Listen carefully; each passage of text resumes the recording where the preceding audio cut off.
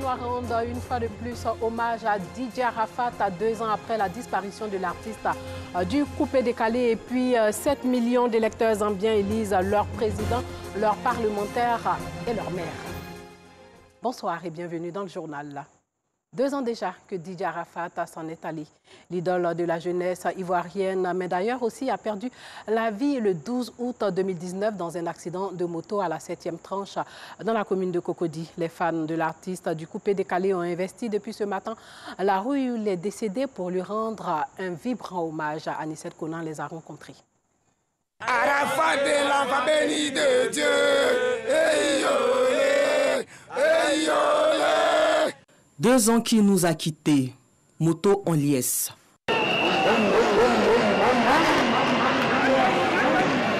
Artistes et connaissances se sont réunis à la place où a eu lieu l'accident en Hongrie 7e tranche pour un hommage à celui qu'ils appelaient le père de la Chine, le Yoruba, le Daishi Khan.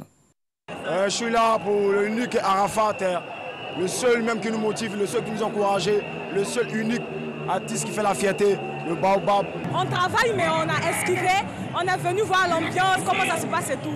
On nous a chassés, matraqués, mais on est là, il pleut, mais on est là.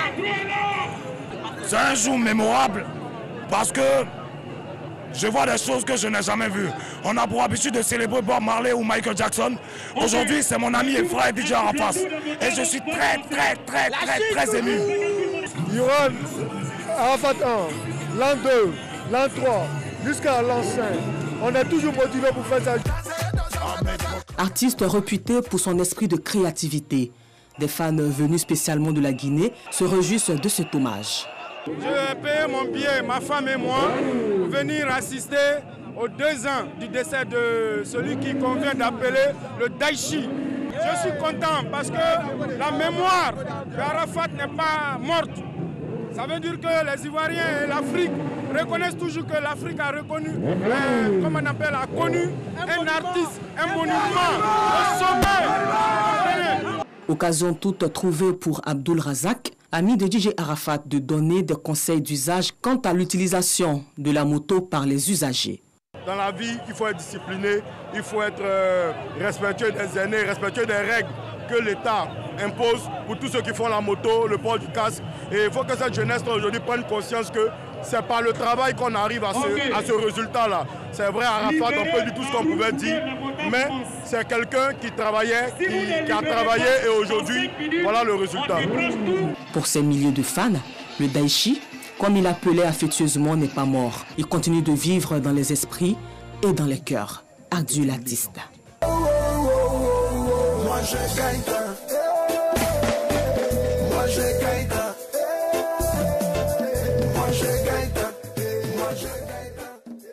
Parlons sécurité. La ville de Biancouma, dans l'ouest du pays, a enregistré au moins 3 cas d'homicide ces 6 derniers mois. Parmi ces cas, le meurtre d'une dame de 56 ans qui a été violée avant d'être tuée. Depuis ce dernier meurtre, la population de Biancouma vit dans la psychose. Les forces de défense et de sécurité de la ville sont à pied d'œuvre pour assurer la sécurité des personnes auxquelles elles demandent une franche coopération. Ève Boué revient sur la rencontre du comité départemental à ce sujet. C'est une sombre histoire d'homicide qui a ébranlé la ville de Biancouma il y a de cela quelques jours. Les faits. Dame Monet Yvonne, veuve âgée de 56 ans, vit seule au quartier ancien village de Biancouma. Elle tient un petit commerce de vente de cigarettes devant son lieu d'habitation. Le 23 juillet dernier, cette veuve a été retrouvée, violée et assassinée à son domicile. L'enquête menée de main de maître par la police criminelle de Mans a produit des résultats. 2 des 3 suspects sont arrêtés. Ils sont âgés de 27 et 28 ans. Nous avons pu, moins de 4 jours après nos investigations, interpeller 2 jeunes hommes. 2 jeunes hommes qui ont participé activement au meurtre de la dame. Malheureusement, ces 2 jeunes hommes se trouvent être des voisins à la dame. Naturellement, le mobile, c'est financier, nous en sommes sûrs, puisque la dame vendeuse de biscuits, de cigarettes, dames chez qui eux-mêmes ils s'approvisionnent à certains moments. Le butin, ils disent ce qu'ils ont eu comme argent, ça ne dépassait pas. En tout cas, chacun a eu environ 3 500, 4 000. Le troisième suspect est en cavale. L'enquête suit toujours son cours. Cette histoire a plongé les populations riveraines dans une certaine psychose, car ces derniers mois, la paisible cité de Biancouma a enregistré au moins 3 affaires d'homicide.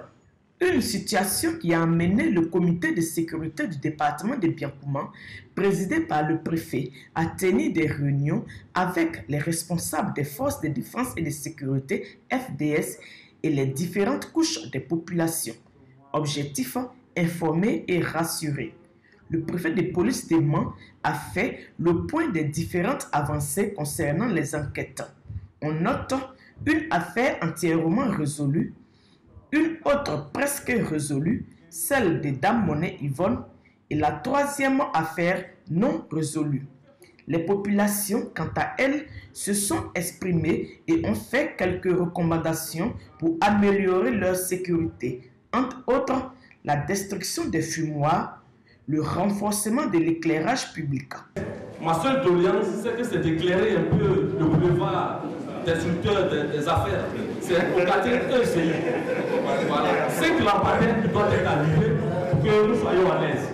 Le deuxième point le plus important, c'est les lots non bâtis, les terrains non bâtis dans la ville de Biancouma. Il y en a de trop.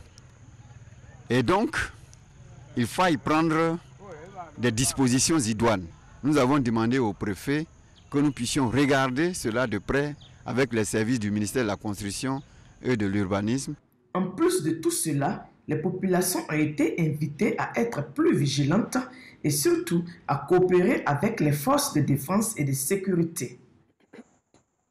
Sachez que la sous-préfecture de Zagné, située dans le département de Taï, dans la région du Kabali, n'est pas restée en marge de la célébration de la fête nationale. Les populations embarquées d'une pierre blanche ce 7 août. Gervais Kwasi du bureau régional de RTI.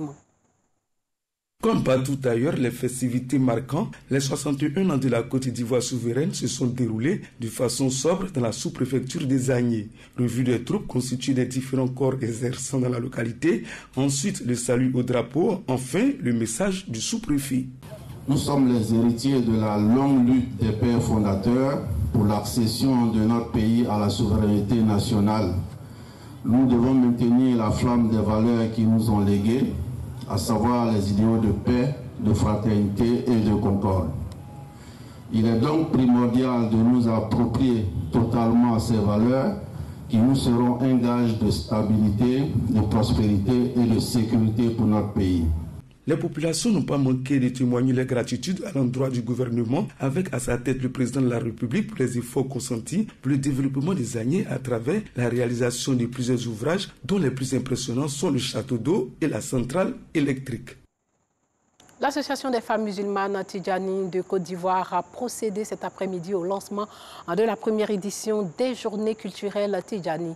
L'idée d'offrir un cadre d'expression aux femmes musulmanes Tidjani et aussi des opportunités pour faire valoir leurs compétences. Alassane Pargandrabo. C'est une toute première dans la communauté musulmane de Côte d'Ivoire. La FEMTCI, Association des femmes musulmanes Tidjani de Côte d'Ivoire, lance la première édition des Journées culturelles de la femme musulmane Tidjani. Au cours de cette conférence de presse tenue ce jour à la Fondation Amadou Ampateba, Rokia Berté et ses membres ont expliqué tous les contours de l'activité. L'objectif recherché est de contribuer à leur formation, leur éducation spirituelle, de sorte à faire d'elles des modèles, des ambassadrices d'un islam de paix et de concorde. De fait, pour la Tidjaniya, l'épanouissement spirituel et matériel de la femme est essentiel pour l'équilibre de la famille et de la nation. La spiritualité, facteur d'intégration et de développement, femme leader, femme entreprenante, tel est le thème de la première édition de ces journées culturelles. Elles se dérouleront du 14 au 16 août 2021 à la Grande Mosquée de la Riviera Golfe. L'activité sera meublée par un panel animé par des spécialistes sur les questions spirituelles et économiques et par une exposition-vente de produits réalisés par des femmes.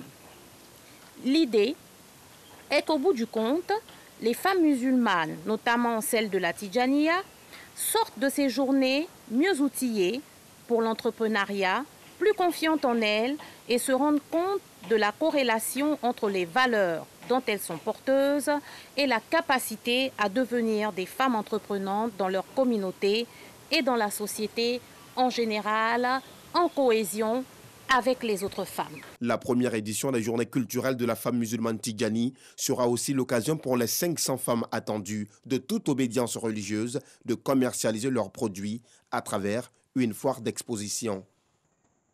Hors de chez nous, 7 millions d'électeurs zambiens élisent leur président. Ils choisiront entre le sortant Edgar Lungu et son grand rival Hakainde Hichilema. Outre le président, les Zambiens élisent aussi leurs parlementaires et maires. Le gagnant doit obtenir plus de 50% des voix pour éviter un second tour. 16 candidats sont en lice, mais la course se joue essentiellement entre Lungu et Hichilema.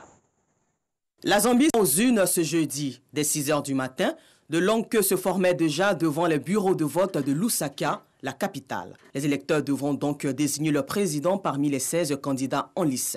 Mais le duel se jouera essentiellement entre le sortant Edgar Lungu et son rival de longue date Hakainde Hichilema, qui se présente pour la 6e fois. Depuis le mois de mai, les deux principaux prétendants ont battu une campagne limitée par les restrictions liées à la pandémie de coronavirus en quête de soutien. Le vote dira à qui des deux aura réussi à convaincre une population affectée par la hausse du coût de la vie.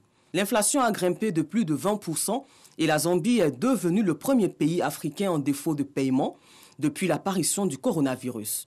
Des tensions avaient éclaté à l'approche du vote entre partisans du Front patriotique au pouvoir et ceux de l'opposition. L'armée avait été déployée. Quelques 7 millions d'électeurs sont donc attendus aux urnes. Outre le président de la République, ils votent aussi pour les législatives et les municipales. Les résultats sont attendus avant dimanche. En Guinée-Bissau, le Parti africain pour l'indépendance de la Guinée et du Cap-Vert, PAIGC, suspend pour une période de 3 ans 5 de ses députés pour indiscipline. Le parti leur reprochait d'avoir voté en faveur du programme du gouvernement de Nuno Gomes Nabian en 2020 en violation des consignes données par la direction du parti. Leur avocat ne l'entend pas de cette oreille. Pour lui, le député est libre de ses actes et ne saurait être poursuivi, mis en prison ou exclu pour avoir émis une opinion contraire à celle de son parti quand il est dans l'exercice de ses fonctions. Selon un haut dirigeant du PAIGC, s'exprimant sous le sceau de l'anonymat, les 5 députés ont 7 jours pour démissionner.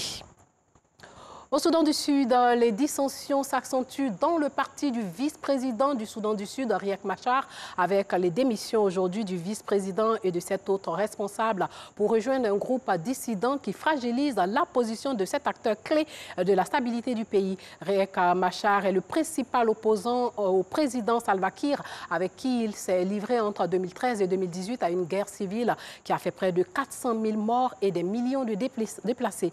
Et selon un accord de paix, les 2 hommes participent au pouvoir dans un gouvernement d'union nationale. Mais le 4 août dernier, plusieurs rivaux au sein de son mouvement ont annoncé dans un communiqué la destitution de Machar de ses fonctions à la tête du parti SPLM-IO et de son appareil militaire, le SPLA-IO. Ce communiqué affirmait que Machar avait totalement échoué à représenter leurs intérêts et proclamait Simon Gatwech, un de ses leaders du SPLA-IO, dirigeant par intérim du mouvement. Les partisans de Machar ont démenti cette annonce vendredi dernier, dénonçant un putsch raté. Le lendemain des affrontements armés entre combattants des 2 camps ont fait au moins 32 morts dans l'état du Haut-Nil, dans le nord du pays. Les 2 camps qui se rejettent mutuellement la responsabilité des combats ont depuis annoncé un cessez-le-feu temporaire.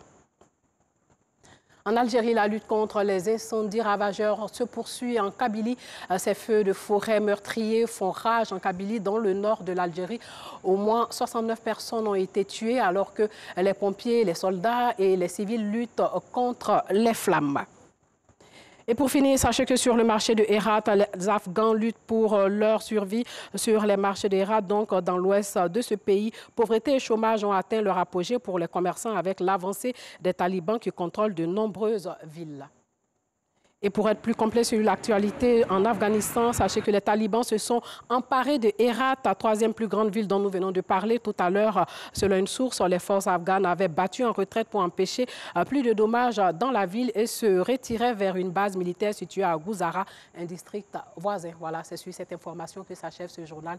Portez-vous bien.